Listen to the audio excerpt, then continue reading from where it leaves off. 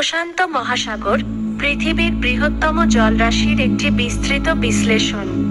প্রশান্ত মহাসাগর পৃথিবীর বৃহত্তম এবং গভীরতম মহাসাগর, কেবল বিশাল জলরাশির চেয়ে অনেক বেশি। এটি একটি জটিল এবং গতিশীল ব্যবস্থা যা পৃথিবীর জলবায়ু, অর্থনীতি এবং জীববৈচিত্র্যের উপর গভীর প্রভাব ফেলে। ভৌগোলিক বৈশিষ্ট্য: আয়তন ১৬৫.২৫ মিলিয়ন বর্গ কিলোমিটার, ৬৩.৮ মিলিয়ন বর্গ মাইল, যা পৃথিবীর পৃষ্ঠের প্রায় ১/৩।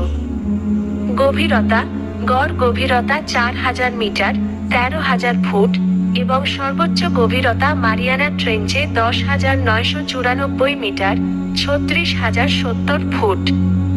তীরবর্তী দেশ: ৪৭টি দেশ এবং অঞ্চল, যার মধ্যে রয়েছে এশিয়া, উত্তর আমেরিকা, দক্ষিণ আমেরিকা এবং অস্ট্রেলিয়ার অংশ।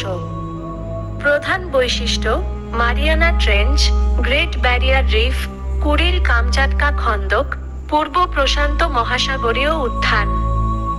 জলবায়ু: প্রশান্ত মহাসাগর বিভিন্ন ধরনের জলবায়ু অঞ্চলের আবাসস্থল, যার মধ্যে রয়েছে উষ্ণমণ্ডলীয়, দক্ষিণ পূর্ব এশিয়া এবং অস্ট্রেলিয়ার কাছাকাছি অঞ্চল; শুষ্ক, উত্তর পূর্ব প্রশান্ত মহাসাগর; উপ-উষ্ণ, উত্তর এবং দক্ষিণ অঞ্চল; মেরু, উত্তর ও দক্ষিণ মেরুর কাছাকাছি অঞ্চল।